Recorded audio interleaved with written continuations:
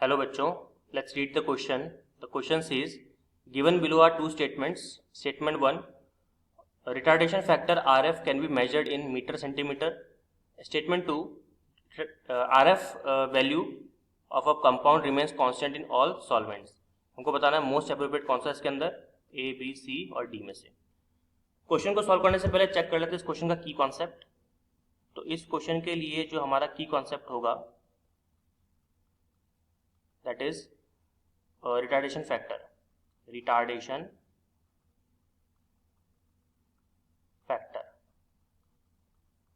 Short में RF. देखिए जब भी हम बात करते हैं RF वैल्यू की, तो RF वैल्यू अपन यूज करते हैं क्रोमेटोग्राफी के अंदर. थोड़ा सा इसके बारे में जान लेते हैं, उसके बाद क्वेश्चन पर आएंगे दोबारा से. देखिए अगर हम बात करें क्रोमेटोग्राफी की,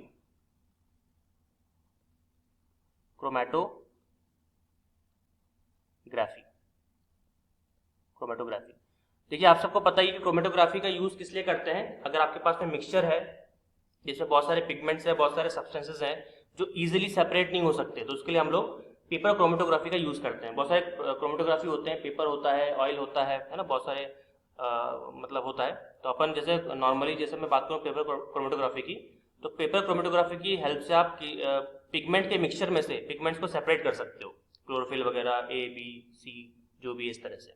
तो अगर मैं थोड़ा सा आपको डायग्राम के थ्रू समझाऊं, तो यहाँ पे जैसे मान लीजिए आपने वो लिया, आपने एक पेपर लिया इस तरह से,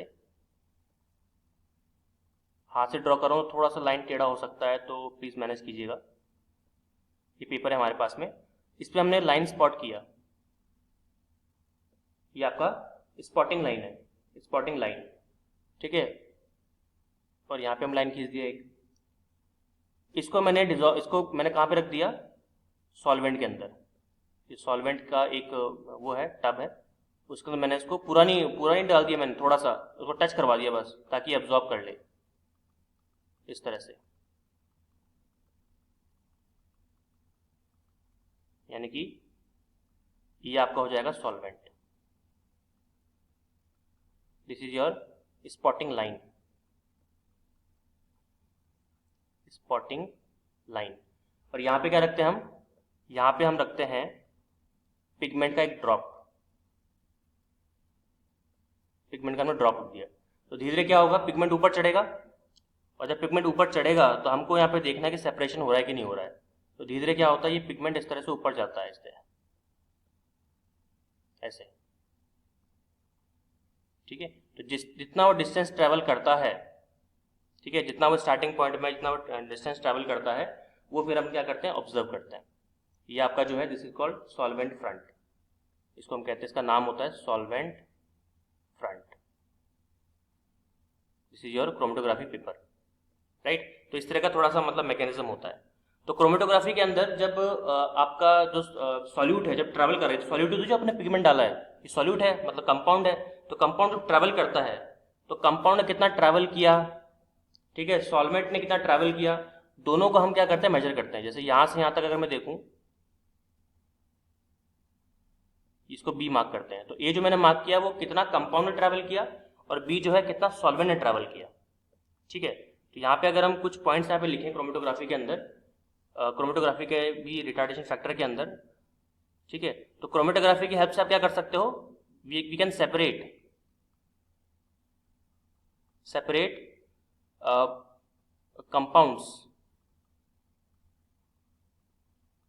कंपाउंड्स फ्रॉम ए मिक्सचर.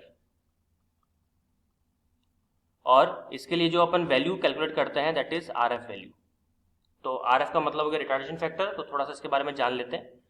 सबसे पहली चीज तो जो आपका RF वैल्यू निकलता है, कैलकुलेशन कैसे करते हैं, कैलकुलेशन ऑफ RF कैसे करते हैं हम लोग. देखिए RF का कैलकुलेशन करने के लिए जो फॉर्मूला होता है that is RF is equals to distance travelled by solute, distance travelled by solute upon distance travelled by solvent. मतलब अगर ये ए है तो ये क्या हो जाएगा आपका बी हो जाएगा। तो पहले तो आरएफ निकालने का फॉर्मूला ये होता है, पहली चीज। दूसरी चीज अगर मैं आपको बताऊं तो जब भी हम आरएफ की बात करेंगे, दूसरा पॉइंट आगे लिख देते हैं, जब भी हम बात करेंगे सेकंड मतलब आरएफ की, तो आरएफ का यूज करते हैं हम लोग, it is used to compare and identify compounds. बहुत सारे कंपाउंड्स हैं तो उनको कंपेयर करने के लिए, इवन दो उनको आइडेंटिफाई करने के लिए, तो ये सब करने के लिए भी हम आरएफ का यूज करते हैं। ठीक है, अब अगर स्टार्टिंग में हम देखें, ये काफी इंपॉर्टेंट पॉइंट लिखवा रहा हूं स्टार लगा के, जो आरएफ होता है, आरएफ वैल्यू इज डायमेंशनलेस। क्या लिखेंगे अपन, डायमेंशनलेस। इंपॉर्टेंट पॉइंट है ये। और डायमेंशनलेस क्यों बोल रहे हैं हम लोग इसको, क्योंकि देखिए जब हमने प्रोसेस करवाया तो सॉल्वेंट और सॉल्यूट दोनों ही एक ही पॉइंट से स्टार्ट हुए।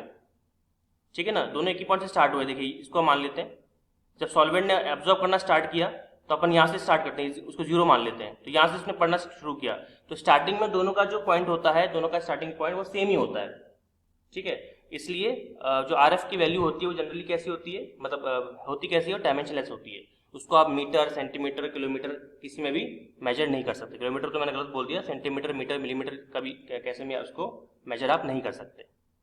ठीक है, चौथी चीज, आरएफ वैल्यू जो होती है ये डिफरेंट होती है for same compound.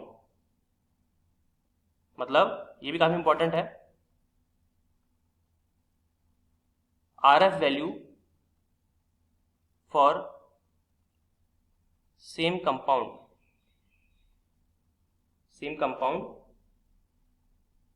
Is different. इसको रब कर देते हैं, is different in different solvents.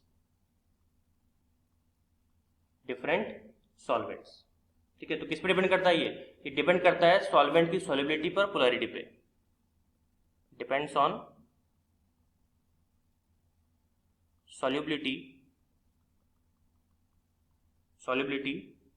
and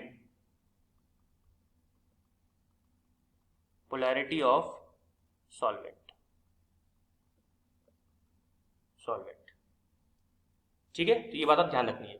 अब देखते हैं कि इतना मतलब इन सब डेटा के बिहाफ पर, फैक्ट्स के बिहाफ पर क्या हम क्वेश्चन को सॉल्व कर पाते कि नहीं कर पाते। देखिए स्टेटमेंट 1 क्या बोल रहा है, retardation factor RF can be measured in metre centimetre. अभी हमने जस्ट पढ़ा, क्या पढ़ा हमने, कि ये कैसा होता है, डायमेंशनलेस।